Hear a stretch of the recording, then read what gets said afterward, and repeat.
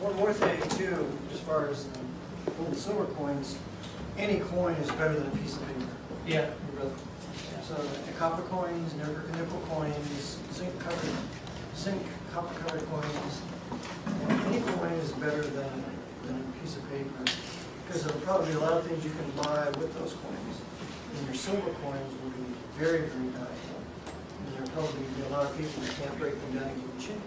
Did you see the new law they passed to prevent people from taking nickels or pennies out of the country? No? $10,000 fine, 5 years in prison if you take more than $5.05 worth of nickels out of the country and they catch you. Yeah, it's important. They can stop you if they like the little change buckets you have in your car sometimes. They search that and they find something They're more going than to accuse $5. you of trying to deface U.S. currency and Yep. smelting it because there's more value in the nickel and the copper. Okay. Yeah, since 1981. Anything before 1981. Yeah, the Jesuits are busy. Okay, well, what I'd like to do then is kind of go back and review what the Jesuits have done in the 17th, 18th, and 1900s. So that you will see a flow to things.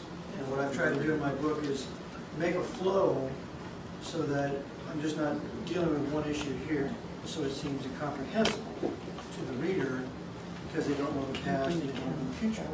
So if you look at history as a flow of history, like a stream, you're walking into it and you can see where it's coming from, you can see where it's going, then it's much more discernible. If you're just getting in the stream and not knowing where it's coming from, where it's going, it doesn't seem absurd. So we'll continue on here with the Jesuits in the 1600s. In about 1600, the Jesuits decided to start what was called the reductions in South America. Now, the two or three greatest Catholic empires at the time were France, Portugal, and Spain. France, Portugal, and Spain. Especially Portugal and Spain, they were international shippers. They were opposing the Dutch and the English, who were Protestant, and they were international shippers. So it was a warfare between these Catholic and Protestant shippers on the high seas. Well, the Jesuits had access to the Portuguese and to the Spanish shippers. So what they did was, by the way, the Jesuits also had their own fleet. That fleet was called the Black Ships. The Black Ships flew the flag of Skull and Bones. And in fact, you can see a black ship in the movie Shogun, if you ever see Shogun. Yeah, but in Shogun, they portray the Jesuit as some guy who wanted to save the life of Will Adams, when in fact he was a bloody murderer. So what happens is the Jesuits, they, would you prefer if I just stood still? Is that No, he's having his own issues. Dropping. So what the Jesuits have done is they then decided to start these reductions in South America. And these reductions were called, we would call them today kibbutz, or communes. But this whole concept of commune comes from the orders, comes from the religious orders. Because in the order, they were all equal. Each according to his ability, and each according to his ability, each according to his need. Right. And so this is exactly how the old Roman Catholic papal orders ran their particular closed societies. So communism, in fact, it's a Latin word. It comes from communis. It's a Latin word when the language of Rome is Latin. So naturally, we can see that communism originates from Rome. Now, communism was also the maxim that was employed by Sir Thomas More in his Utopia. Sir Thomas More's Utopia is communism. And any true historian of communism will tell you that the father of communism is Sir Thomas More. This is an undeniable link between Rome and communism as we know it today. Wow. The other thing is the Jesuits revived the writings of Plato's Republic. Plato's Republic was dead. Nobody read that until the Jesuits decided to bring that back, start teaching in the schools, because Plato's Republic is, again, communism, because the state is supreme and the whole purpose for the individual is to enhance the state. And this is the doctrine of communism, this is the doctrine of fascism. Any of these isms where the state is supreme comes from Sir Thomas More's Utopia, Plato's Republic, but more important, the communist system employed by the orders during the Dark Ages. Okay, so when the Jesuits began their reductions, they started them in what we now know them, the country that we know today as Paraguay, also to a certain extent Brazil. They had 57 large reductions. Thompson says in his Footprints of the Jesuits, they had 31. But this more recent book I have written by the Jesuits said they had 57. This was the inclusion or incorporated about 300,000 slaves, Guarani Indians. They had ships going up and down the Parana River, I believe like 2,000 of them, something in that area. It was a huge commercial enterprise. On these reductions, they taught the natives, the Guarani Indians, to make violins, to make clocks, to make tan hides, to put out tallow. The Jesuits were the discoverers of the Paraguayan herb, which was used extensively in Europe. The Jesuits were also the masters of the silver mines in Peru. So they were the masters of really all of South America, and the great wealth that they accumulated on the reductions, they put into international shipping and commerce. And they then deposited all this money into their banks in Europe. And then they used this money in their banks to finance wars against the Protestant nations. So the Jesuits had to work for the wealth that they had then. Now they create it out of thin air. Sure. So it's much easier to destroy Protestantism, create a world that you want on this fiat currency and credit that they exclusively have the right to issue. But back then they had to work for it, or rather they didn't work for it, but they made slaves work. Sure. So these reductions existed from about 1609 to 1767, a little over 150 years. And these reductions were run on the maxims, as R.W. Thompson says. He was the Secretary of the Navy, and he was also involved in building the Panama Canal in the 1800s. And he said that these reductions were run pursuant to the doctrines of socialist communism as we know them today in 1894. Well, what were those maxims? Well, each according to his ability, each according to his need. So the Indians were given their food, their clothing, place to stay. Anything more than that went to the storehouse. And so then out of the storehouse, they would send off to international commerce and trade with their black ships in port. But they didn't have the cooperation of the Spanish and the Portuguese. They ran this commercial enterprise themselves. They not only ran the Paraguayan reductions, they ran all of Central America and they ran all of Mexico. They were in charge of all the cattle breeding. They were the ones that brought processed sugar into North America. They were the ones responsible for having all this production of breads and grains. They had all the sheep, all the oxen, all the cattle. And a particular Roman Catholic bishop complained to the Pope that all the other priests will be begging bread of the Jesuits if we allow this to continue. So the Jesuits had these huge reductions, huge profits, and some of the maxims were these. One man, one vote. One man, one vote is communism. There should never be one man, one vote. But that's what we got with the 15th Amendment. One man, one vote enthrones the papacy to rule your country.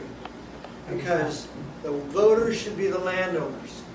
The voters should be the one who hold the property in the country. And if you don't hold land, you don't vote. So they had one man, one vote. The other thing was they had universal suffrage and universal equality between men and women. Because the woman making the clock was just as valued as the man, just as valued, so it was universal equality between males and females. This is another unbiblical position. The Bible teaches male supremacy and female subordination. That the male has the responsibility in the family to provide, and she is subordinate at home with the children. Without children and a wife at home, you have no nation. All you have is one big corporation or one big ship on the water, admiralty jurisdiction, where everybody's equal, everybody's pitching in to keep the ship afloat, and there's no distinction of rank and property. And this is one of the things Calvin attacked the Jesuits that they wanted to do, was to destroy every distinction of rank and property. So another distinction, another thing we want to talk about is that this whole idea of women's suffrage is unbiblical. Women do not belong voting. The political is for the men. Whenever a nation is under the judgment of God, you have women leaders and children. This is totally unbiblical. You say, well, there was Deborah the prophetess and so on. That's because the men were so apostate, the Lord didn't have much to choose from. Whenever the Lord's involved in it, He chooses men to do it, the issue. Okay? So the Jesuits have universal equality, universal suffrage, one big pot together. All the maxims of communism as we know them today were perfected on the Jesuit reductions. Now, this incited all sorts of jealousy on the part of the Portuguese and the Spanish kings. Because look at these Jesuits. We've discovered now that after 100 years they have these huge reductions. And they also taught the natives never to speak Spanish. They were forbidden to speak Spanish or Portuguese. They could only speak their native Guarani Indian language. That kept them away from the Portuguese traders and the Spanish traders. The Jesuits also taught the natives that all white men had a devil in them. Now we see that who's really behind teaching hatred of the white race. They taught all white men had a devil in them, and if you caught one, to make sure you killed them by cutting off their heads, lest they should come to life again. And this is in Thompson's, The Footprints of the Jesuits, written in 1894. So the Jesuits are masters of inciting hatred of the dark races toward the white races. They did this all throughout the time of their reductions in South America. They also had plenty of entertainment for the natives. They had songs and dances and festivals so that they would forget about their slavery. Okay? That's exactly what we have here. Hollywood. Dances, entertainment, and sports. They also had sports in their reductions. So that everybody's enamored with sports and Hollywood and entertainments so we can forget about our slavery. So we can forget about all that we've lost.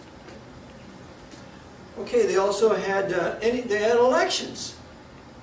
They had offices that the Indians held, but only with the permission of the Jesuits. The candidates could only be Jesuit approved. So it's just like the American presidential race.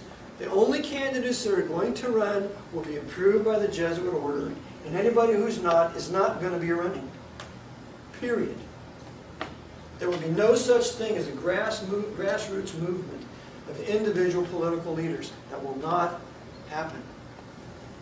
The other thing is, these Indians, these natives, could not own any weapons, except when they would go out on a hunt, or except when they were being trained to fight the Spaniards and the Portuguese.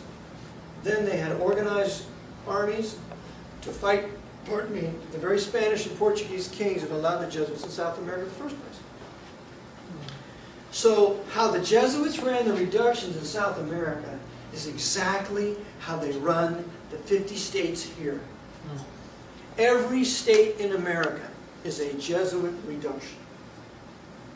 We all have the same money system. It's all the same laws because the Supreme Court, with its evil federal question jurisdiction, it came after the 14th Amendment, now has the right to sit in review of every statute of every state, when that was never, never, never the way it was supposed to be. The original Supreme Court had very limited jurisdiction. Case of admiralty, things in the high seas, if there was an issue with state between state, but never, never is the state law forbidding abortion constitutional or not. See, remember, Roe versus Wade springs out of federal question jurisdiction. Taking the Bible and prayer out of public schools springs out of federal question jurisdiction. Yes? But now, in a sense, the way they have structured public schools, it is federal. I mean, they're federal institutions. Well, yeah, they're federal institutions, but at one time, you know, they were the bulwark of our country. They were called the common schools. So the Jesuits, in converting them to what they wanted, they had to take the Bible out of public school. They had to take prayer out of public school. And of course, they had to integrate them. But I'm saying they were enabled to do that because of the financing by the federal government, correct? Well, yeah, ultimately it became that way. But remember, in the 1930s, it wasn't that way. We still had gold and silver coins. We still had state, for the most part, control over the state education. That only happens after FDR. After FDR and the Emergency War Powers Act of 1950, Internal Revenue Code of 1954, all that begins to change into this huge, Holy Roman 14th Amendment American Empire, financially and commercially. So, wrote the Brown versus Board of Education decision, which was an evil, wicked decision. The blacks didn't want to go to school with the whites, and the whites did not want to go to school with the blacks. But the Supreme Court shoved this down our throats, forcefully integrating the schools that further destroyed the learning issues that were to take place in school. Because I went to school with blacks, and the issue there is who is the baddest. When that gets established, then you can begin to start to learn something. But that pecking order has to take place, so therefore you have fights and you have riots. You can't learn anything in school when you're fighting and rioting. And you can't learn anything in school when the girls are being preyed on. It doesn't work. So forced integration was one of the major bulwarks of destroying the public schools.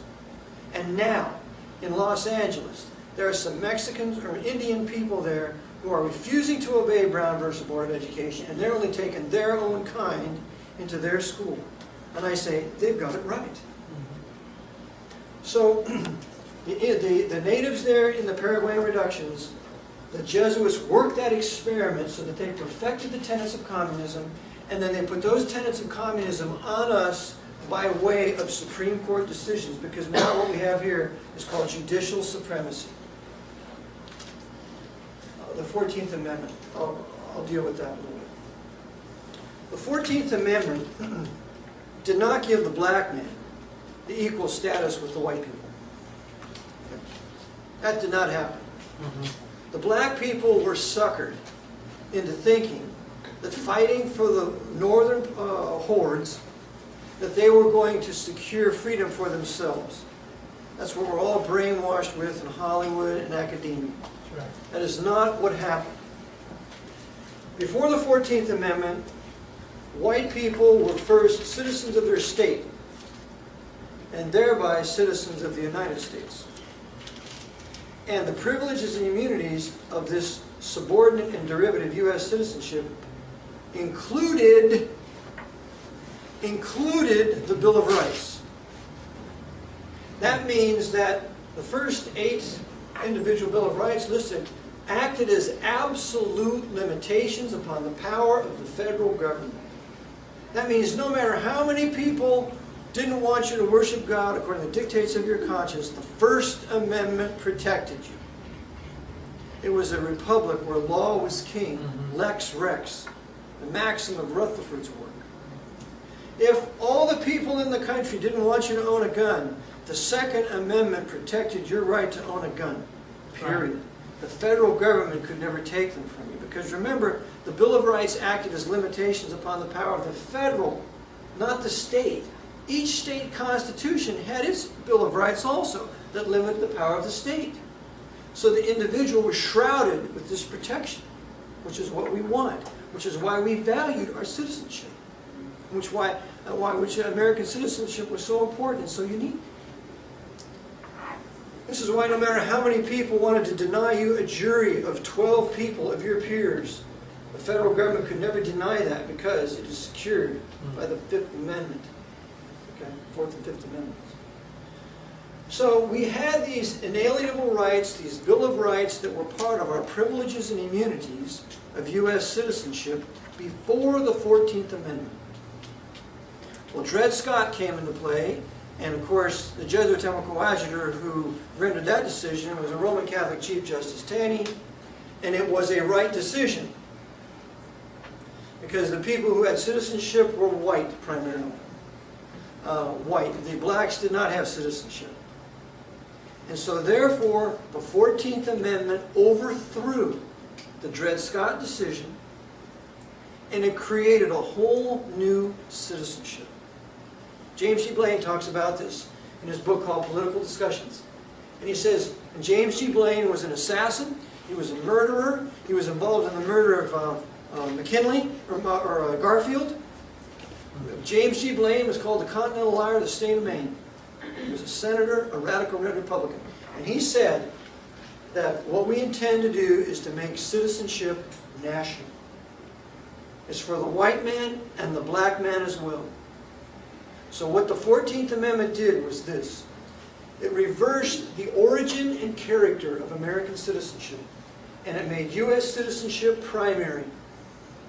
And your state citizenship subordinate and derivative. And these are the legal words the Supreme Court used. It made U.S. citizenship paramount and dominant, quote unquote. And your state citizenship subordinate and derivative. And the state citizenship is a privilege of your U.S. citizenship. That's what they did. So what they did was they destroyed George Washington's Calvinistic federal republic of these United Sovereign States. And what they made out of it was a Jesuit Holy Roman Empire. Okay? And by that, what I mean is this. Washington in 1871 became incorporated. Washington became Rome on the Potomac. It is the center city that controls the entire empire. The states became provinces. They are not sovereign states, just like Canada. In Canada you have Ottawa, and the provinces of Saskatchewan, British Columbia, Ontario, etc. That's all Roman government. In the Vatican, in the times of Roman Caesar, you had Caesar, and then all the countries were mere provinces, subject to the center city of Rome. So this is what the Jesuits did. And this is why the 14th Amendment was declared ratified twice. It was never really ratified. And in the creating of this new Holy Roman 14th Amendment Jesuit empire, the Jesuits had centralized all power in Washington, and the states were really subordinate to that, and the Jesuits had to fight a civil war for 4 years, from 1861 to 65, to pull this off. And the Southern men, for the most part, knew this is exactly what was happening, and that's why they fought so hard. They didn't fight to preserve slavery, and the North didn't fight to free the slaves. That is not true. By propaganda, the Gettysburg Address converted the war into a crusade, but the men who really knew what was happening knew that this was a fight to destroy both North and South, and on its ruins create this Holy Roman 14th Amendment, corporate fascist, socialist communist, Jesuit empire. That would be used by the Vatican with its finances and its military to overthrow every country in Europe that had expelled the Jesuits in the 1800s. Yes? I've heard rumors, I don't know if you can verify or not, that when Abraham Lincoln ran for the second time, he was extremely unpopular because of some of the drafts. And the people at that time did not understand how he won re-election. They thought McClellan was a shoo-in. Do you think that was the first setup of a manipulated election? Or? Well, the Jesuits did not want Abraham Lincoln to be reelected because they knew that he was against consolidation and centralization of power. But didn't McClellan want to give up? McClellan had a bad name. Remember, he was relieved of his command because he had this huge Yankee army that he refused to put in motion. And so he was relieved of his command. When McClellan if he would have been really a good general and not so careful and not so cautious, he could have probably dealt a tremendous blow against Virginia. So McClellan was not in good graces with the North. He had a bad name, just like Pope and the others. So when Lincoln was reelected, the Jesuits knew what he was going to do. He was going to stop the Reconstruction because he wanted the southern states to come in on the same status that they had left the Union. So he acknowledged that they left the Union. He acknowledged that they had seceded. So he wanted them to come back with the same status. And so he was benevolent to the South. Same way with Seward. And so that's why the Jesuits knifed Seward in the attempted assassination of him. And that's why they shot Lincoln, because Lincoln was not going to allow consolidation. When Johnson comes to power, he resists consolidation. And he missed impeachment by 1 vote. Okay? They hated Johnson. But remember, Johnson was in the back pocket of the Jesuits. He had a daughter who was being raised by nuns in a convent. He was a high Mason. He was a friend of B.F. Wiggett. B.F. Wiggett was a Jesuit in Washington, D.C. who orchestrated the assassination of Lincoln. I have a picture of him in my book. So Lincoln, although he did some very evil things in the name of saving the Union, like suspending the writ of habeas corpus and declaring martial law, when in fact, if the southern states wanted to secede, they had every right to secede. If this is not a union by consent, why can't I leave? Exactly. Okay? And Virginia, Rhode Island, and New York all reserved the right to resume the powers that were granted, that they had granted to Washington, if that Washington should ever be a threat to their existence. So if those 3 states had the right to secede, and by the way, Rhode Island was Baptist, Virginia was Baptist, and New York had a lot of influential Baptists, that whole bit of leaving this union was very important to our forefathers. And so if the southern states had the right to secede, and slavery was so evil and wicked, why then let them go. And if the way you treat your slaves is despicable, and if you're really doing all those things that we're told in Harriet Beecher Stowe's word, Uncle Tom's Cabin, if that's really all true, which it wasn't, then God will visit you with His judgments. But go in peace. The issue was, that's not the way it was. And so, with the 14th Amendment, we have the centralization of power in Washington, and after that, Charles Chiniquy, who would have been a priest for 25 years, said that when he went to Washington to inquire of the assassination of Lincoln, there was not one statesman in Washington that would dare to face that nefarious influence of the Jesuits and fight it down. Not one. Well, there was a Baptist Calvinist by the name of Thomas Harris, who was a general, and he was on the military commission who tried the conspirators. And he writes several times in a couple of his books, the Vatican murdered Lincoln, and they covered it up, and he defended it till he died in the early 1900s. So there's always been some man of God to tell us what really happened during these times. So the 14th Amendment, that's what they did. They reversed the origin and character of American citizenship, made an empire out of the Republic. And then, after they did that, they used the empire to fight the Pope's wars. Okay? The last men who ever fought for freedom in this country were the Confederates of the South. They didn't know that Jefferson Davis was a traitor. They didn't know that Judah Benjamin was a traitor. They didn't know that Robert E. Lee was a traitor. They loved Stonewall Jackson, who was not a traitor and a godly Presbyterian. What they did know was they had to preserve their state rights to resume the powers that they delegated. So therefore, that was the last real war that men fought to preserve any kind of liberty. The Northerners did not know they were destroying their country. They thought they were saving the Union. But obviously they didn't have the brains enough to think, hey, we can save our Union by letting them secede. This is our Union up here. Maybe we can enter into treaty or some commercial contract with them, but let them go. Oh no. So in 1898, the Jesuits fomented our first internationalist war, Spanish-American War. And they used powers behind McKinley to do it. Now McKinley was a Methodist, but he was a Mason. The moment you take that Masonic garb, you lose your power if you're truly a man of God. So McKinley was assassinated, and they not only shot him because he would have recovered from his shot, I cover this in my book, but they tortured him for many days until he finally died through surgery. The surgeon killed him, just like the surgeon killed Garfield. So we have the Spanish-American War. It lasts for a few months. And what happens out of the Spanish-American War? Every piece of Roman Catholic property was secured in this country through treaty. Because our government told Rome, you either send John Surratt back to us, and if you don't, we will confiscate every piece of Roman Catholic Church property in this country. And so in 1867, because John Surratt was a real assassin of Lincoln, John Surratt was the one who called time and was working with John Wilkes Booth. It was John Surratt's mother who was hung, Mary Surratt, and 3 others.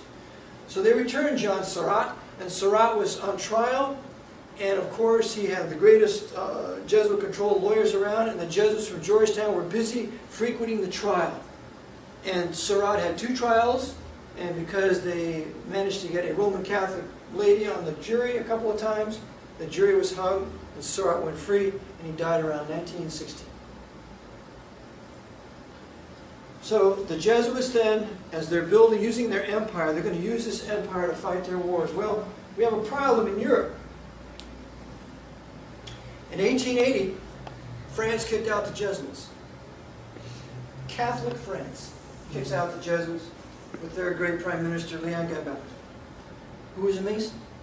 Because now at this time, we have the second great Masonic schism, where the Jesuits now are not in control of all Freemasonry at this time. So Leon Gambetta expels the Jesuits out of France in 1880. In 1872, after the Jesuits had fomented the war to try to destroy Protestant Prussia, called the Franco-Prussian War, you have the 1871 begins the Second Reich. The Second German Reich was Protestant. The Third Reich was Catholic. So we have Bismarck, Prince Bismarck, who was a Mason, not a real practicing Mason. From what I read, he obviously knew the Lord. And Bismarck then is the one by whom the Kaiser, Wilhelm I, establishes the German Reich. In 1872, Bismarck, with the consent of the Catholics and the Protestants, expelled the Jesuits from all of Germany. Major, major victory at this time. Germany begins to prosper. In 1873, Bismarck enfranchises 550,000 Jews who were not allowed to vote prior to that time. So now, because they're blessing the Jewish race, Germany begins to prosper. He's blessing the physical seed of Abraham, and they are also expelling the Jesuits. And by the way, the Jesuits blame the Jews for their expulsion in Germany. And I have a cartoon of it. So now Germany begins to prosper. And what do we have? We have steam engines. We have the production of cars. We have Germany being the greatest manufacturers in arms. We have Germany excelling all nations at this time because it's obeying 2 maxims. It's getting rid of those devil-worshipping Jesuits, and it's not persecuting its racial Jews. Well, this has to stop. So the Jesuits get a hold of Kaiser Wilhelm II. Kaiser Wilhelm II, what he does in 1890 is he relieves Bismarck of being the Chancellor, the great statesman that he was. And Wilhelm begins to take over himself. Wilhelm readmits the Redemptorists, which are really the Jesuit lay brothers. He readmits the Redemptorists in about 1894. And in 1917, he readmits the Jesuits. Okay? Wilhelm built an abbey for the Benedictines in Jerusalem in the 1890s. Wilhelm was a complete and total slave of the Jesuits, although he was betrayed by the Jesuits in the starting of World War I through his cousin, Nicholas II, the Tsar of Russia. Because the Jesuits have to destroy this Protestant Reich. We can't allow any Protestant nation to be powerful. That can't exist. Because every nation must submit to the temporal power of the Pope. So what happens? They start World War I. And before they started World War I, they had already built the Panama Canal, because they built it for World War I. Started in 1909 and finished it just a few months before World War I begins, 1914. Because they're going to need that canal open for shipping during the war. As a result, World War I is ignited. Germany is blamed for it. Germany is, in 1916, there's a stalemate. France cannot succeed. 600,000 Frenchmen have been killed. There's no way to beat the Germans. So what do the Jesuits do? They use their tool, Edward Mandell House, who was a Jewish Freemason, an advisor to Woodrow Wilson, and they use Joseph Tumulty. We don't hear much about him. Joseph Tumulty was the Knight of Columbus, who was Woodrow Wilson's personal secretary for 10 years. And no one could get near him. Could see him in the executive mansion, now called the White House. Because remember, the presidential executive mansion had its name changed to the White House with Theodore Rex Roosevelt when it became an empire. So that no one can get near Wilson without Tumulty's permission. Wilson then is used to bring America in on the side of Britain against the Germans. When, of course, the Lusitania was deliberately sunk, it was a ship of war. There were Germans there when they were manning, when they were getting them on Lusitania, saying, don't get on this ship. It's a ship of war and it's going to be sunk by a German U-boat. So the Lusitania was used as a justification to bring America in on the side of Britain. And when that happened, it was a matter of time till the Germans would be defeated. When they were defeated, that was the end of the Protestant Second Reich, and that was the end of Kaiser Wilhelm II. And because he'd been a good boy, they allowed him to go into Holland and there be under the protection of the Queen. That's how treasonous these monarchs were. So, what happens at Versailles? The stipulations of Versailles are so terrible, so awful, in blaming all the war guilt and the reparations on Germany, that what happens? They guarantee war in 20 years. Immediately, shortly after Versailles, the Tool Society begins to ignite. The Tool Society is Masonic. Rudolf Svetendorf and others are key people in the Tool Society, and it's all Masonic, and Adolf Hitler's a member. Adolf Hitler was a high Freemason, a member of a covered lodge. We will never be told this by the average Freemason. Tool spelled T-H-U-L-E. T-H-U-L-E. Some say Thule. So they're immediately preparing to take up arms again, because you see it's an armistice. It's merely a cessation of hostilities. But the war is not really done. And that's why I call this the Pope's second 30 Years' War. The first 30 Years' War was from 1618 to 1648 in the attempt to destroy German Protestantism. The second 30 Years' War was from 1914 to 1945. And it destroyed German Protestant Prussia. It destroyed Protestantism out of Prussia, and that was the end of it. By 1946, Prussia was destroyed. In 1916, there is no way to beat the Germans, so the Jesuits use their James Cardinal Gibbons, the Archbishop of Baltimore, who's controlling Joseph Tumulty, the Knight of Columbus, who's controlling Woodrow Wilson, and brings America in on the side of the English. Germany's defeated. World War I's guaranteed by Versailles. Versailles was a Masonic Congress anyway. And the German soldiers begin to train in Bolshevik Russia. Nobody's ever told that.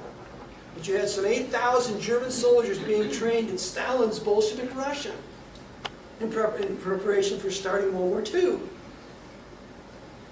So the Jesuits are busy now doing what? They're busy creating Hitler and Stalin to work together. And what will they accomplish in this up-and-coming war. Remember, it never ends. We have the Russian Civil War from 1917 to 1920. Then we have Lenin's famine that he created, where he killed at least 10 million people, 5 million of them children. And then we have the continual persecution of the Jews in Russia, because Trotsky killed the Jews with impunity. Then we have, in the 1930s, we have the Spanish Civil War, when all the Republicans of Spain wanted to throw off the Vatican. And so they kick out the Jesuits in 1931. So Spain kicks them out. Portugal kicks them out in 1902. France kicks them out in 1880. Germany kicks them out in 1882. In 1872. So we have all these European... Russia has kicked out the Jesuits since 1820. They're still banished. Until Lenin formally restores the Jesuit order in 1922. Okay. So the Jesuits have property to regain back in Europe. And they're going to use their British Empire like they used throughout the 19th century, and they're going to use the American Empire together to get back what they had lost in Europe in the 19th century. So they're using both these historic Protestant empires for the purposes of restoring the Pope's temporal power around the world. And all of us are told to go fight Hitler. Listen, Hitler was financed by the Dawes Plan.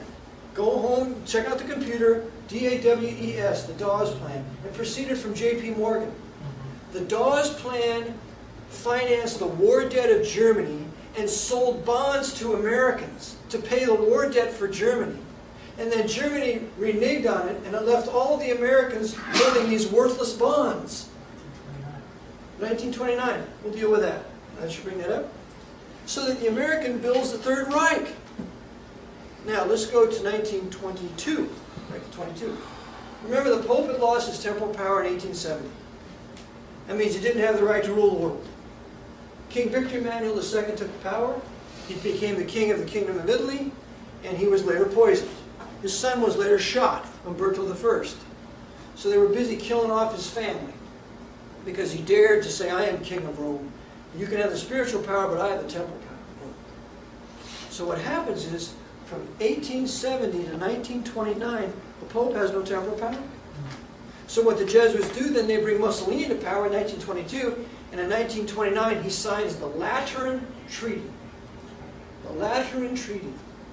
In this treaty, he creates the sovereign state of Vatican City, and he gives the papacy for all the monies they lost while they lost their temporal powers, reparations. He gives the papacy $90 million, almost $100 million of silver or gold dollars. It was back in 1929. Okay? The real substance. The real substance. You know what the papacy does with that money? They crash the stock market here because there were 3 Irish Roman Catholics who were the big short sellers. Joe Kennedy, Tom Bragg, and Ben Smith. 3 Irish Roman Catholic short sellers on Wall Street. It wasn't the Jews, it was the Irish Catholics that crashed Wall Street. Then after they crashed it, the only people that benefit are the ones that are liquid, right? The ones that have cash. The ones that have money to purchase the stocks when they're way up here, and then they go way down here and you can buy them for pennies, right? Not just worthless German bonds. Not just worthless German bonds. Okay, but what we have here, we have the whole manufacturing infrastructure in America. White Anglo-Saxon Protestant infrastructure that took a century to build. They crashed the stock market, and then the Jesuits, using their money that they had gotten from Mussolini, walk into New York and they buy everything. With their $100 million in gold. And where do they pay it to? Where does it go to? Why, it goes to their Federal Reserve Bank that they created in 1913. Yes? Speaking of that, you mentioned earlier the Titanic. What role did that play in this? Okay. Want to go back to Titanic? Finish what you're doing there, please. Yeah, they go together. Yes, they do. Okay, the Titanic was built to be sunk. It was built in a Protestant port in Northern Ireland by the name of Belfast. It was financed by J.P. Morgan. Remember, J.P. Morgan was the Vatican banker for America at this time. He was the one that the Jesuits used to control the banking in the U.S. They also controlled Rockefeller. Andrew Carnegie was really nothing. J.P. Morgan bought Andrew Carnegie's whole steel industry for $100 million less than what it was worth. Okay? So we're going to blame Rockefeller, and we're going to blame J.P. Morgan, those two high-level Freemasons. When I say J.P. Morgan was not a Malta, he was Episcopalian. J.P. Morgan died in Rome in a tremendously expensive hotel in 1913 or so. He died before the Federal Reserve Act was passed. So the Titanic was built and financed by J.P. Morgan, the White Star Line. He controlled all the ships, the Olympus, the Titanic, and one other one. Britannica. Britannica. Thank you. Well, Britannia. Britannia. Britannia. Britannia is the encyclopedia. All right, whatever. Okay, so what happens is they built the Titanic to be sunk. It only went out on like an 8-hour maiden voyage and brought it back real quickly. It was not seaworthy. Okay. The other thing is the Titanic was sold. The rooms in the Titanic were sold ahead of time to the wealthiest men in England and America that were targeted to be on it. There's a book called The Conspiracy of the Titanic, which shows you that it was in fact a conspiracy to sink the ship, and there were 55 men who refused to show up and board Titanic before it left Queenstown. 55. One of them was J.P. Morgan. He was with his harlot mistress in France and refused to leave what he was doing there. The other one was Milton Hershey, of Hershey Chocolate. Okay. Another one was Vanderbilt. He refused to get on it. So this is all bait for the wealthy men who are not part of the conspiracy, and particularly the Jews, John Jacob Astor, Isidor Straus, and Benjamin Guggenheim. Because it's wealthy Jews at this time who are opposing the establishment of the Federal Reserve Bank. And in a particular book called Morgan Financier by a lady, I can't remember her name, Morgan Financier. She says, Jean Strauss, Morgan Financier, she quotes Louis Brandeis by saying that the Federal Reserve should never be passed, the Federal Reserve Act, and that it is a pact with the devil. So here's a Jew who's a Supreme Court justice opposing the establishment of the Federal Reserve Bank. And his close friend is John Jacob Astor, who's on the ship and the wealthiest man on board. Right? Isidor Straus, he's the head of Macy's in New York. Benjamin Guggenheim, another wealthy Jew, he has the Guggenheim Museum in New York City. These Jews were all against the establishment of the Federal Reserve Bank because they knew it would be controlled by the Vatican. We're never taught that. So as a result, all these guys get on the Titanic, and Jesuit Temple Coadjutor Edward Smith, with his first mate, and others, are there with the Jesuit for a day and a night, and the Jesuit, whose name is Francis M. Brown, who was sent by his uncle, who was the Bishop of Queenstown. And Francis M. Brown has another brother who's a Jesuit. And he was given a camera to take picture of all the targets on Titanic. And so for a day and a night, Francis M. Brown takes pictures of Astor and Guggenheim and everybody on board first class, so that after they sink the ship, they can process the pictures and have a party. Because now we just eliminated all of our adversaries. You mean to tell me that Francis M. Brown deliberately sailed into an 80 square mile field of icebergs? Yeah. Absolutely. Absolutely, because you see he's under oath. He's under the Jesuit oath. That I do promise and swear to kill all heretics. He either used the poison cup, the flagellation, the knife, the steel of the poignard, the leaden bullet, or the strangulation cord, as I am directed to do by my superior of the holy faith, of the Holy Society of Jesus. They're all under oath. All the guys on the ship, because you see, there was a strike in England, a shipper's strike, and the guys who were normally going to be on the Titanic were on strike. So the Jesuits took their guys and put them on the Titanic. And Edward Smith was a Jesuit coadjutor for years. And there was another guy, McElroy, his brother was a priest. They're all there ready to kill everybody on that ship because it is for ad majorem Dei gloriam, for the greater glory of God. Including themselves. Including themselves. Baptism of blood. Because salvation by works will lead a man to do anything. If I am a priest and I tell you, for you to have the forgiveness of sin, you must kill that man, you'll do it. That's why salvation by works is such a damnable doctrine. This is the same way the Muslims are. You'll get 70 virgins in heaven if you blow up the Jeep. See? You become a human bomb. It's all salvation by works. And you can get any man to do anything if he really believes he has to perform some work to do it. And the Jesuits are masters at this. So, Francis M. Brown, before the ship departs Queenstown, he gets off the ship. A lucky Jesuit leaves the ship. As he sees all those Irish Catholics getting on the ship. As he sees those Protestants get on the ship. As he sees all those little children, all those helpless women get on the ship, he knows it's going to the bottom of the North Atlantic. Because his uncle told him so. Wow. And they do this all the time. All the time. Didn't he give the last rites to the captain before he left?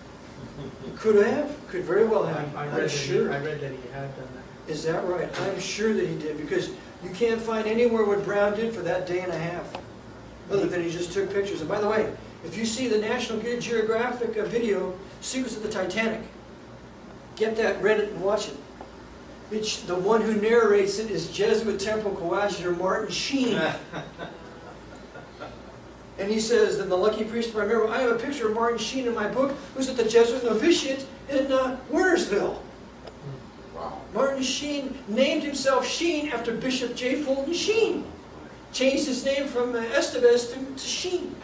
Now, his son, though, his youngest son, Charlie, Yeah. he's real big against the New World Order. That's kind of strange, isn't it? That's all a joke. That's all for our consumption. If he was really against it, that would be the end of his acting career. It would be the end of him in Hollywood.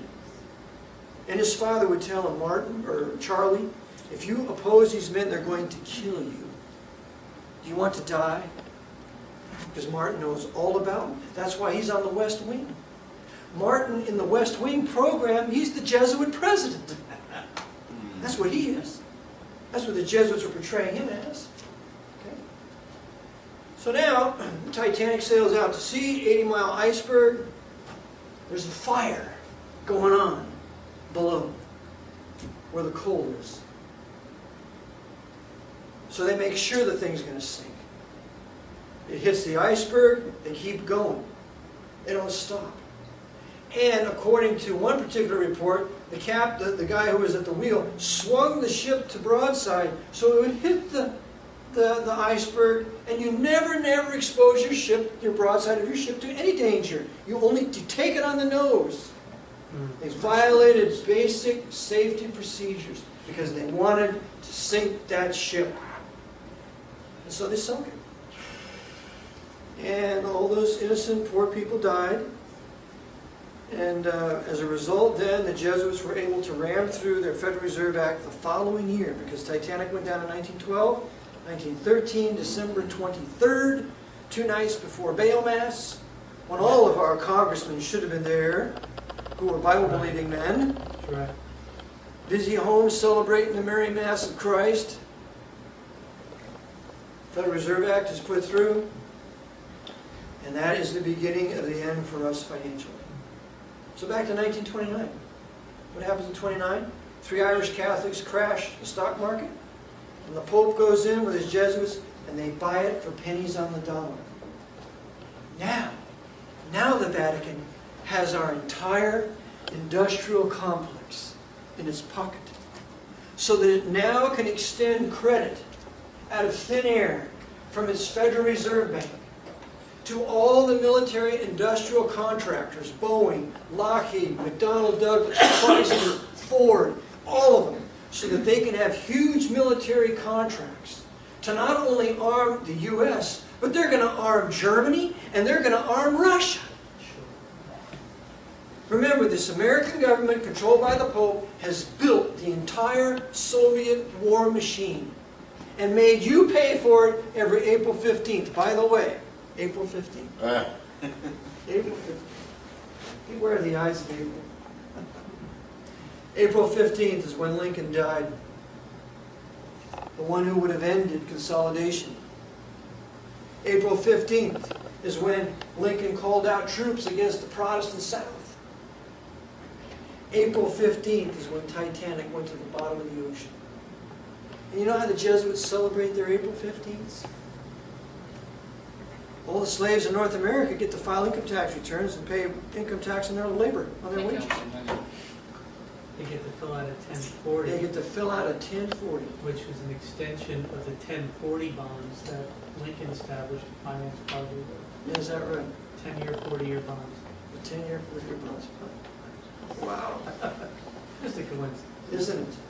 So that's what they've done. And so the Jesuits have a big hearty har laugh about that. Look at all the lemmings running to the IRS to file their tax returns every April 15th, and I'll bet they don't even know the IRS is a private corporation. I bet they don't even know that the Federal Reserve is a private bank. All those idiots think it's part of the federal government. They laugh at us. They think we're fools and idiots. And for the most part, they're right. The Catholic island of Puerto Rico, that's where it's... The Catholic island of Puerto Rico. Right. Okay, so now the Jesuits bring down the Titanic, they pass the Federal Reserve Act, now they have a bank where they can extend all this credit to build Nazi Germany, and then FDR recognizes Stalin's Russia, and now money can pour into there, and then they can build Gorky. They can build the car manufacturing plant in Gorky. And you know who does that?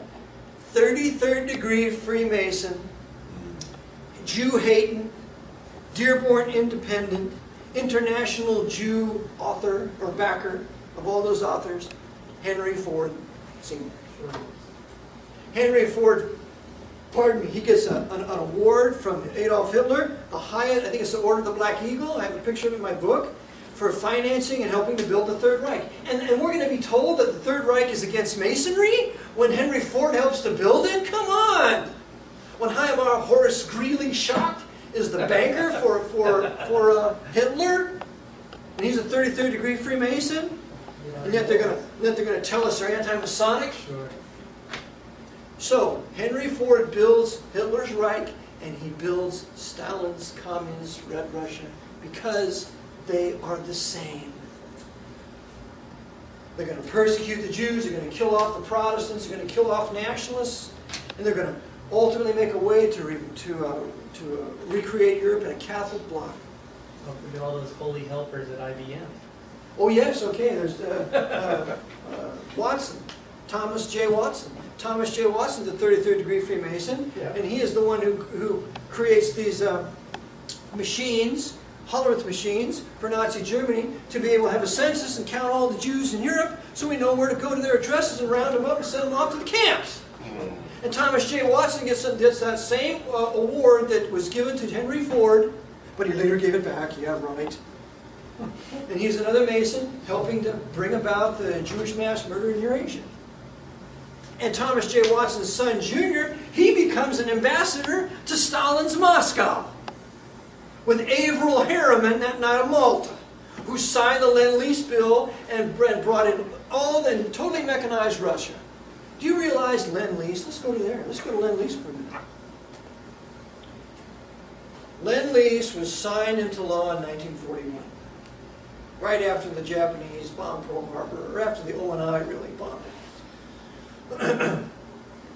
Lend-Lease, the question now arises, where did the government get all the money to buy all these things, because remember, some 1,100 locomotives were given to Stalin's Russia. 50 million pairs of boots. I forget how many ships and tanks and trucks and cars were all financed and given to Joseph Stalin. Where did they get all the money for that? You and I. Listen to this one. When I found this out, I could have tore the rest of my hair out.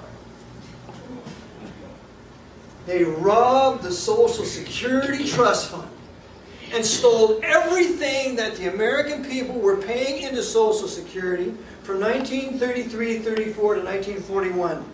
Hundreds of millions of dollars. Took that money and financed Lend-Lease, totally armed Stalin's Russia, and not one penny was ever paid back to the Social Security Trust Fund, and not one penny was ever paid back to the American government. There was no lending, and there was no lease. It's a giveaway. Okay? That's how they stole us. Stole everything from us. That's how they created our enemy for us to fight. And now, when I'm a Vietnam era guy, I'm supposed to go fight the communists in Nam when they built Soviet Russia? These guys are supposed to go to Korea and fight the Chinese and the Russians are there when the U.S. built it? Let's go to that one. Let's go to China. Mao Zedong was put in power by the State Department. He didn't come to power and lead this glorious revolution. All these people followed him. He was put in power by the State Department. And to keep our eyes off that, they started the Korean War in 1950. Now get a load of this. Here's Formosa, right? Here's mainland China. There's a sea in between here. When the Korean War started, this Chinese general moved 1 million troops down to Korea to fight the Americans. Okay? Why would he move 1 million troops that were facing Formosa down into North Korea? Wouldn't that endanger Peking? Couldn't Chiang Kai-shek then just cross the Straits of Formosa there and attack and do away with Mao Zedong and communism and implement free government? Why didn't he do that? Probably because of an American Navy. That's right. The dirty sinners told the American Navy, the 7th Fleet, to block Chiang Kai-shek so he could not go in and take over China, so they could send 1 million Chinese down to North Korea and fight and kill somewhat 58,000, 55,000 American men. For nothing. Nothing. Your blood boiling yet? It ought to be. Gulf of Tonkin incident. Gulf of Tonkin's the same thing. It never happened. It was a lie. But that justified LBJ to start bombing Hanoi. And then the Exxon oil shippers, the Exxon freighters, they're dumping half their load in Hanoi and half their load in Saigon. No wonder the American troops were on drugs. What's going on here? We can't win. They're financing both sides. And they're giving us these lousy M16s to jam. When we take one hill and lose it the next day, no wonder they were on drugs. I'm not justifying it, but when you're in a war and you can't win, what do? Trust the Lord, of course. But they put our American men there to kill them. To expose them to Agent Orange. To demoralize them. All this the Jesuits did to us. They did this all to us. And they could have never succeeded without their dirty, high-level Shriner, 33rd degree Freemasons. Dirty Harry Solomon Truman. That's right. Knight of Malta, Dwight D. Eisenhower. With Chip Bolin and Averell Harriman and all those Knights of Malta. Gerald Ford, that pervert. Thank God he's gone. Amen. We'll see him at the great white throne and rejoice when the Lord casts him into the sea of fire for eternity. What that dirty sinner did. So the Jesuits were busy during this time in the 1920s and the 1930s. Remember, Walsh goes to Moscow. He appoints Stalin the head of the Communist Party in the 20s. And remember, the Jesuits are starting, oh, this communism, anti-communism, the Red Scare. The FBI arrested 50,000 Americans in 1919. You read Kurt Gentry's J. Edgar Hoover, The Man of the Secrets. He arrested 50,000 Americans on the Red Scare to impose fear and terror in us. that those nothings, they didn't have any manufacturing, they didn't have any ships to get here. They're going to hurt us, they're going to overthrow our country. All a justification to enhance more and more centralized power in Washington. Then, in 1933, when FDR is elected with the help of Knight of Malta Joseph Kennedy, Knight of Malta Ed Flynn, and Knight of Malta John J. Raskob, who was one of the heads of DuPont. And what's DuPont? It's a huge munitions manufacturing industry that made billions during World War I. John J. Raskob was also with General Motors. You realize the three major car manufacturers Right. are all Catholic. High-level Freemasons. All high-level Freemasons and Knights of Malta. General Motors, Chrysler, and Ford, all run by the Vatican. They ran out Studebaker. They ran out all the other competitors that were making better cars so that they have a monopoly. Mitsubishi. Mitsubishi's run by Vatican. It was Emperor Komi. I think it was Emperor Komi, another son. That entered into alliance with one of these noble Japanese families, and Mitsubishi was one of them. So all these noble families of Japan and America and Germany, they have these monopolies. They're all papal knights. There is no free enterprise. There is no true competition where I can make a better car for a cheaper price. They made it all a monopoly to wreck the middle class. And if that's not enough, they're going to throw the unions in there. Now, union's a good thing if it's a local in-shop union. But when you centralize union and you have them all in there and all the Teamsters are all run by the mafia, and the money the guys pay in never gets to them. So the Jesuits are then busy, and in 1933 FDR recognizes Russia. You know what that recognition means? That means they can send all of our technology to Russia. And I have this terrible, heart-rending story in my book about Victor Herman. You want to remember this Jew, Victor Herman. Victor Herman, his father Sam, they really believed in Russia. They thought it was a place that Jews could go to be free, to not be persecuted. So Henry Ford sent 300 Americans on a ship over to Russia to man the Gorky factory and to start producing these cars on a 10-year lease for these workers. Before the 10 years is up, Stalin starts the purchase. Every American was killed in the Gulag system, murdered, raped, plundered, except Victor Herman. And he survived and was able to come back. And it's a book you have to read. It's called Coming Out of the Ice. Coming Out of the Ice by Victor Herman. He had to live in a chop out for 10, I forget how many years, with his wife and little girl. Who's it by again? Victor Herman. He also wrote another book called The Gray People. And if you want to read the savage, sexual tortures and horrible things that those guards put those women through, you have to get the book The Gray People. It is so awful that I will not repeat it in mixed company. But you need to see what they are going to do to you when they do the same thing here that they did in Russia. All financed by Henry Ford, American cartel capitalists, making that all possible. Victor Herman tells that one day he had to load a whole train car full of wood.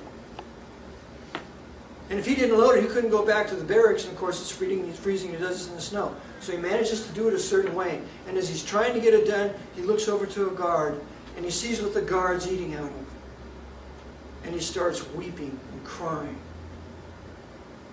And what he tells the reader is what he saw the guard eating out of was an American can of pork and beans. Here's this Victor Herman, he's an American. He has the world free fall record in Russia. Jumped out of a plane at 50,000 feet. He survives. He's known as the Charles Lindbergh of Russia. FDR knows all about him. Henry Ford knows all about him. You think they bring him back here? No, he's a stinking Jew. So they're going to leave him there. And he tells in his story he ate 130 raw rats to live. He used to go where the dead bodies were, where the cadavers were, and he built a rat trap to catch these rats. And he'd drown it, and then he'd eat these raw rats. because if he didn't do that, he would die. That's how he survived. And finally, he came out. And when he came out here, he came back to the U.S. And I have a picture of him confronting one of the Ruther brothers. He was a Jesuit. And Victor Herman was hounded by the FBI and the KGB until he died in the 1980s. But you must read his book, Coming Out of the Ice. All treason on the part of our government and the corporate cartel fascists that run the business in this country. Okay, so, and while FDR is going to recognize the sovereign state of, recognize Russia, a man sitting next to him is Edmund Walsh. You must remember this name, Edmund A. Walsh.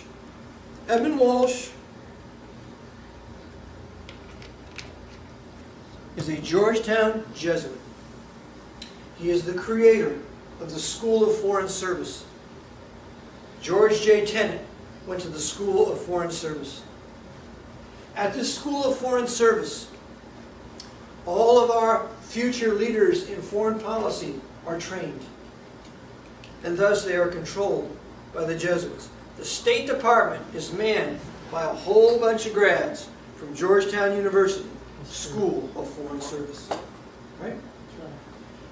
Dostert, who was a Jesuit, who was the one who perfected translation through when someone is speaking another language would translate into your ears.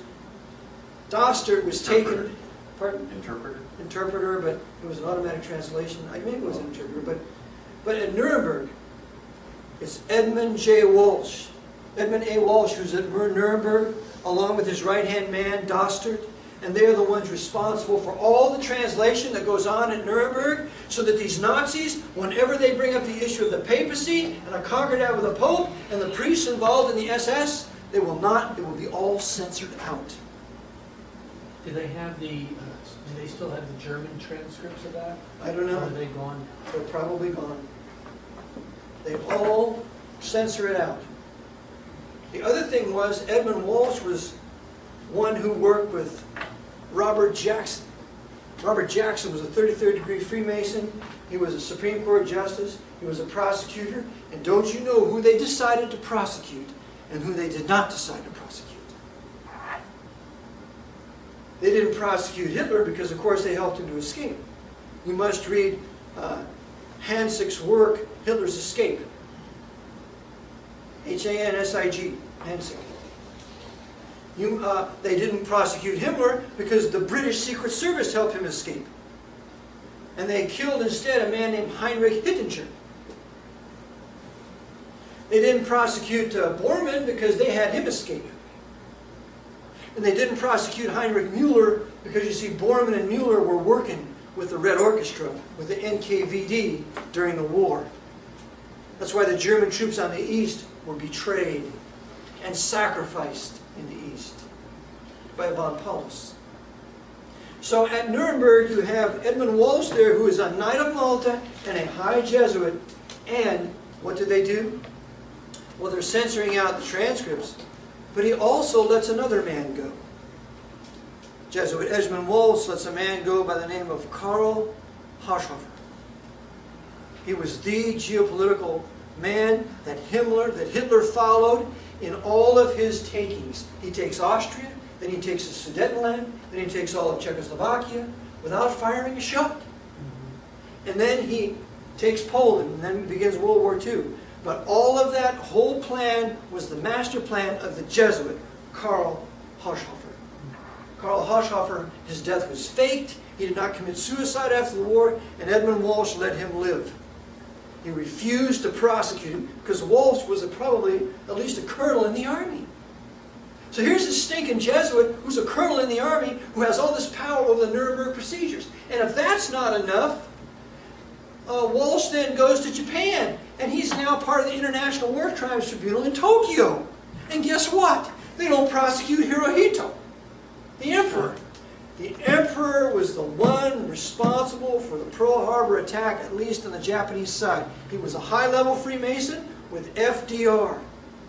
Both their Masonic brothers working together to cause Pearl Harbor, to cause this war, for the total destruction of Japan, so that it could be brought out of its dark ages and made a commercial colony for the Pope's Holy Roman 14th Amendment American Empire. And that's one reason why the Japanese hate us. Instead of defeating Hirohito and putting him on trial and executing all those criminals and letting Japan be who it was, oh no, we got to subjugate the Japanese. We can't let them have any weapons. We got to have them totally disarmed. That crime. And leave Hirohito in there. Yeah, leave Hirohito in there. Yes. Is there anything significant about the transformation and the changes in the vice presidency under FDR? He goes through like almost 4 of them, doesn't he? Yes, he does. And it's interesting that Truman becomes the one, and he shortly dies thereafter. Mm-hmm. Well, that's the big difference between you used to have to vote for the vice president and for the president, and all of a sudden now, whoever the president is basically chooses the vice president, and you get the whole kit and caboodle. Right. Remember the 17th Amendment, we were not supposed to vote for the president anyway. The choosing of the president was a state issue. Right. The choosing of the senators was a state issue. But that is significant because I show in my book that FDR was poisoned. And that Dirty Harry Truman, that's what my Japanese missionary friend called him, Brother Daniel Fuji. He was there in Japan, and he was a Japanese soldier at the time. And he said, all of us in Japan, we hated Truman. He said, when the movie came out, Dirty Harry, he said, we thought the movie was coming out of Harry Truman. But, So you don't think FDR would have dropped the bombs? oh no. Harry Truman. No bombs were dropped, my brother. There is no such thing as airborne nuclear war. That is all a lie. That's right. What happened was this. And it took me about 2.5 years to confirm this. You'll like this story. And I'll tell you the story of the Indianapolis. You'll like that one too. When they fed those U.S. sailors to the sharks on the feast of Ignatius Loyola on July 31st. Yeah. Okay, what happens is this.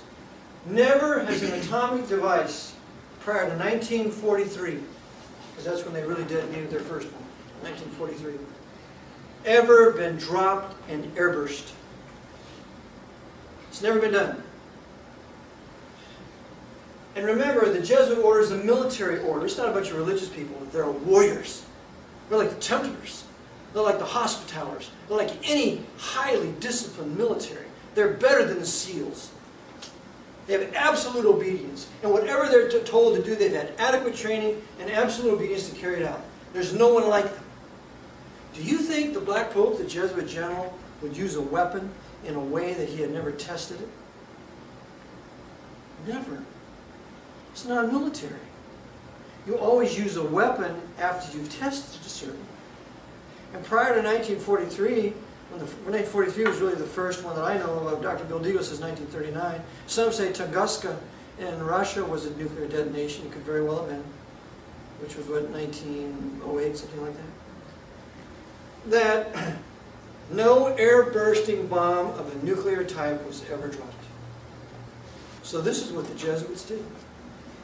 They knew that this was going to work on July 16, 1945, when they detonated their bomb with the Trinity testing in Alamogordo. Okay? They knew it was going to work. The very day they detonated, they sent the USS Indianapolis out of port, out of San Francisco, with uranium slugs. There is no bomb on the USS Indianapolis. And I recommend you get the book called Enola Gay by Paul Tibbets. And he tells you about this. They send the USS Indianapolis, it's full steaming ahead to Tinian Island. And it's very interesting, it's not zigzagging either. Which tells you that the Office of Naval Intelligence and Japanese intelligence are working together to make sure the USS Indianapolis gets to Tinian Island. Because Tinian Island is where the B-29s are that are going to be used to fly over Japan with their devices.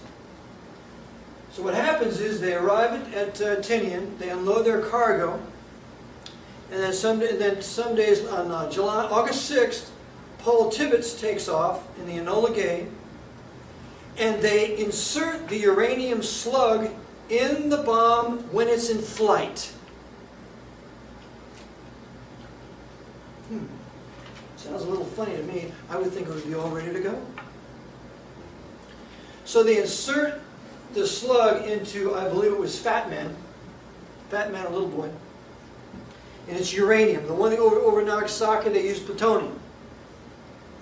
So they insert it in the bomb. They drop the bomb, and it airbursts, sending a huge flash of light and bits of uranium going everywhere, so it looks like an atomic blast has happened. But what's happened is, this is a magnesium flash bomb. It is not an atomic bomb. It's a magnesium flash bomb loaded with radioactive uranium to make it look like a nuclear detonation has taken place as an airburst. Because what we know now is that atomic devices do not detonate in motion. The whole triad we have of submarines, missiles is one great big lie. We do not have any nuclear defenses. All we have are preset nuclear devices in place on location that have to be detonated at a certain time, because now we're going to have to get into the concept that the Earth revolving around the sun is a lie. The Earth does not revolve around the sun. The sun revolves around the Earth. It's called geocentricity. And when you believe that and understand that, now you can understand how to detonate an atomic bomb. Because you can only detonate an atomic bomb at certain times when the sun is in the right harmonic relationship to the Earth as it's going around the Earth. And here's how we have our seasons. You have the Earth, you have the Tropic of Cancer, the equator, the Tropic of Capricorn. The sun rises in the east and sets in the west, and it goes like this, up and down, in a screw-tight fashion. When it's up in the Tropic of Cancer, we have summer. When it goes down, we have fall in the equator. Summer. Yeah, summer. In its Tropic of Cancer, we have spring. When it's down in the equator, we have summer. When it's down in the Tropic of Capricorn, we're getting winter. When it's coming back up, we're getting fall, then winter, then back up. But anyway, we see it as it's going up and down. First your spring, your fall, then your winter, then your spring, and then your summer, as it's going up and down like this. Which also brings on another concept. There is such a thing as perpetual motion. Because the sun is in perpetual motion, and the moon is in perpetual motion. And the laws of physics that sustain perpetual motion can be used for you to build an electromagnetic machine to keep your home warm. And that's how the Jesuits run all their underground military installations. They use no fossil fuel. Everything is electromagnetism. Tesla coil is part of it, but it's not generating electricity. It uses electricity. It's very effective. So we'll get back to Japan. They drop the bomb out of Enola Gay. It airbursts. And guess who's on the ground? You must get The Jesuits by Malachi Martin. He will tell you what happens. The betrayal of the Roman Catholic Church. On the ground is a man named Pedro Arrupe. Pedro Arrupe has about 8 other Jesuits, has a Jesuit house that he's running there in Hiroshima. And 5 of those Jesuits are nuclear physicists. One of them's name is Kleinsorge. He's a German. And what they're busy doing is assembling the atomic device months before this happened in Hiroshima and Nagasaki. That's why the Allies never bombed Hiroshima and Nagasaki. Because if they would have bombed those cities, those triggers, those beryllium triggers are very sensitive, and it would have screwed up the whole device and they wouldn't have had a successful detonation.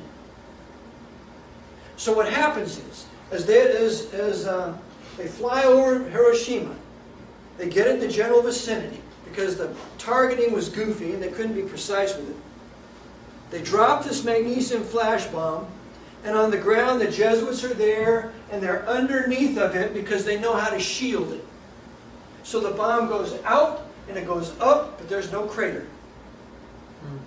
And when they tested this in New Mexico, you know at the deepest part, when they detonated their bomb in New Mexico, at the critical mass, you know how deep it was?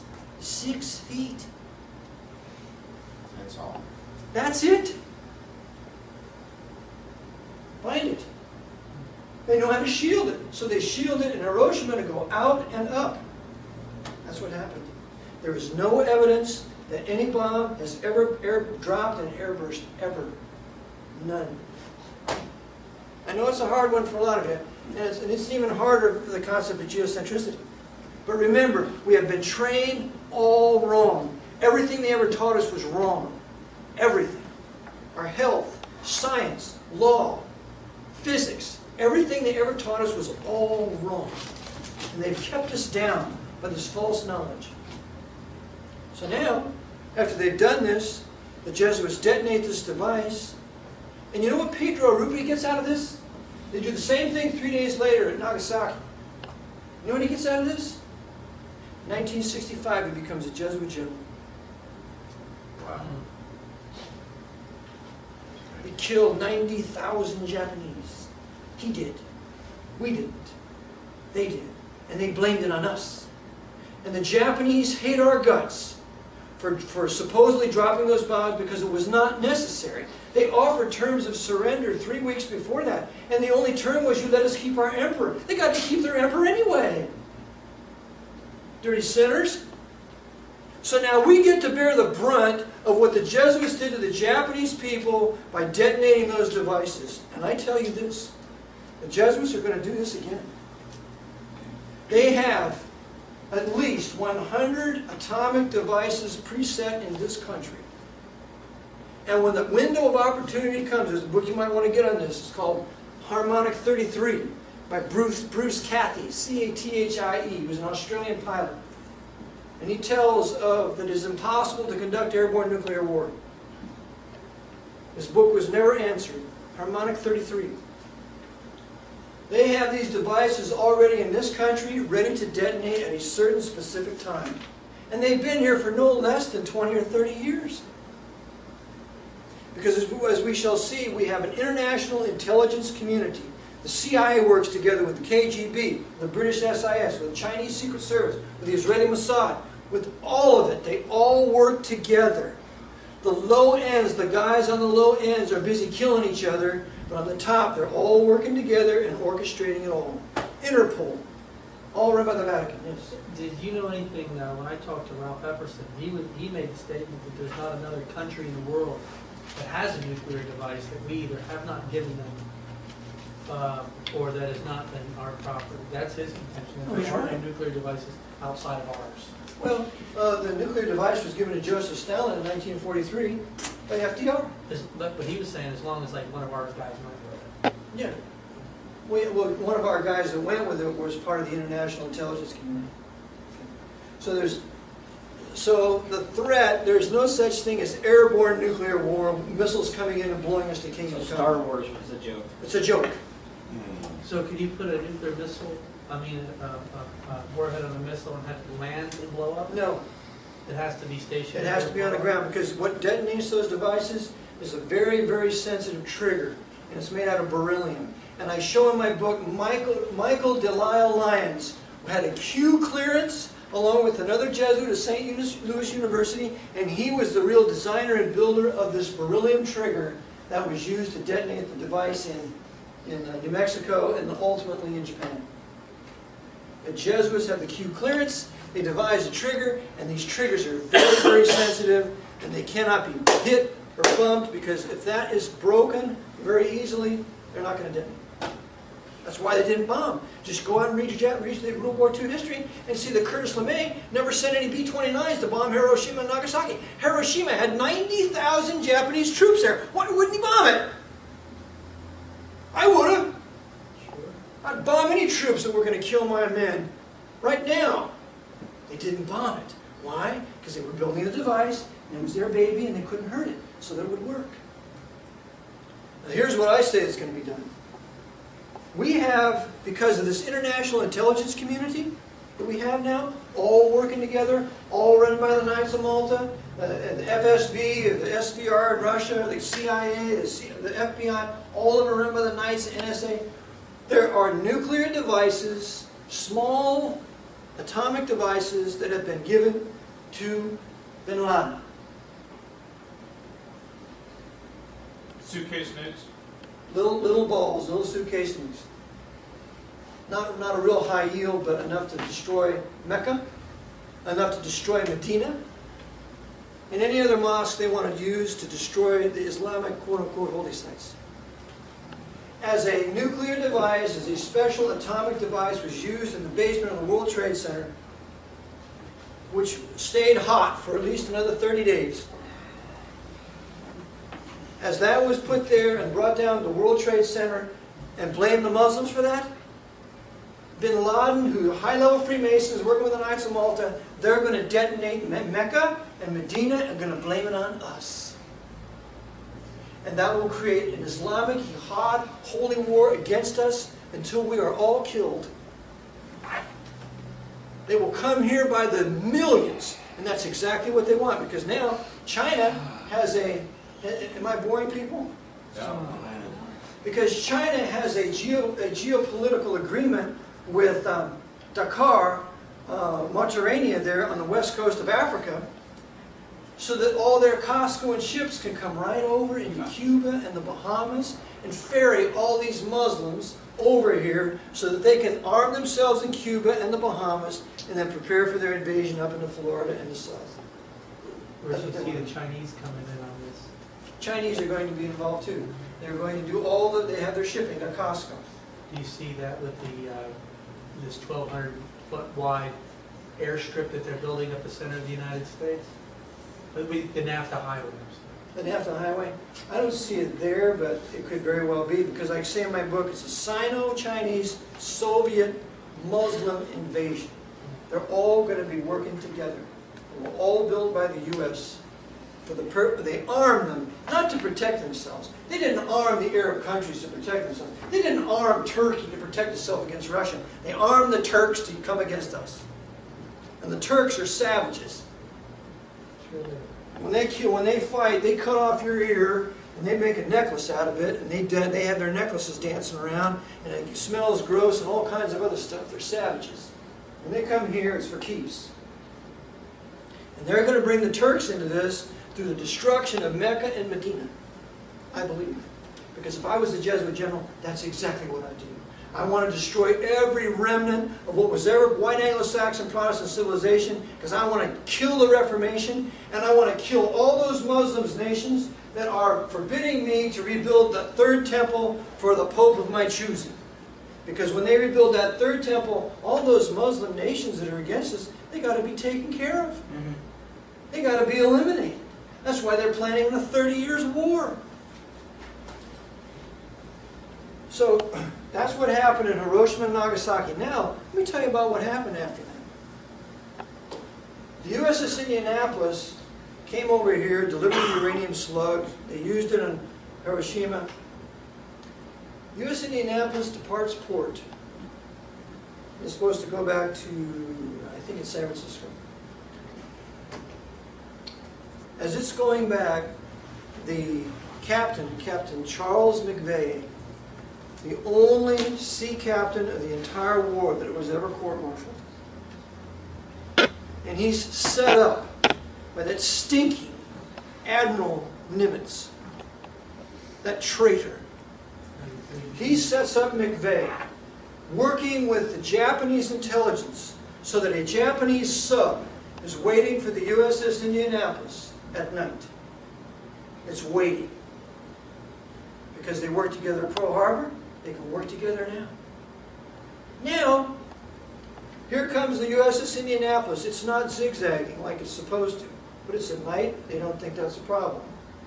Immediately, wham, wham, 2 torpedoes. And the Japanese, when they shoot a torpedo, then it was manned. There's a driver on that torpedo. After those 2 detonations, there's 2 more torpedoes. That's serious business. That's serious business, that's right. There's 2 more detonations. And the USS Indianapolis, I think, sunk in something like 12 minutes, 15 minutes, something like that. And this is on July, 31st, 1945. Guess what day is the feast of Ignatius Loyola, the founder of the Jesuits? 31st. July 31st. So as the Jesuits in all their community houses are busy celebrating the feast of Ignatius Loyola and having the most luxurious food out there before them to eat and have a wonderful celebration, they just decided to send, 500 or 600 American sailors to make them a feast to the sharks.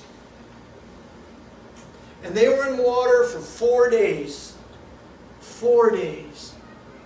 Before finally, by the grace of God, an American pilot flew over and saw this huge oil slick, and then he finally saw these men down there. And they rescued them.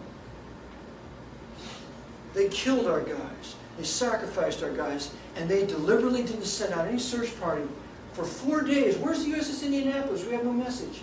They sacrificed them.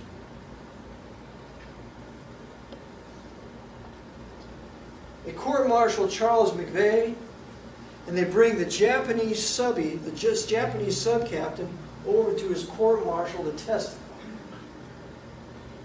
This broke McVeigh. He died a broken man. He committed suicide, shot himself in the mouth, and they found in his hand a little sailor, a little toy sailor. I tell you, these people have no mercy. They will do anything. Is there any relation between that McVeigh and another McVeigh? Timothy? No, I don't think so. This is Charles McVeigh III. So that's how they ended. They got rid of the Indianapolis. They got rid of anybody that needed to be eliminated, who knew too much. And How many men came out of the water? I think it was 500, some 300 maybe, How many men went in? 1,200. I think they lost something like 700. And if you ever saw the movie Jaws, the first Jaws, the captain in there talks about the Indianapolis, where the tiger sharks were biting men in half. And that's exactly what was happening. See, the Jesuits were bragging in Jaws 1 because we did that. We're the one that's sinking Indianapolis, and we're the ones that sacrificed all those soldiers. They're bragging through their movies. Okay. So now, the Jesuits then, as we understand this last century, it's very important that we see that there's no such thing as other sides. They're all working together. So back to the Jesuits in the 1700s, they were suppressed for this very reason. They had all this power. They controlled all the kings. They controlled all the banking. They controlled all the reductions. And so as a result, this king of Spain, the king of France, and the king of Portugal suppressed them. Does everybody want to continue, or shall we end? Keep going?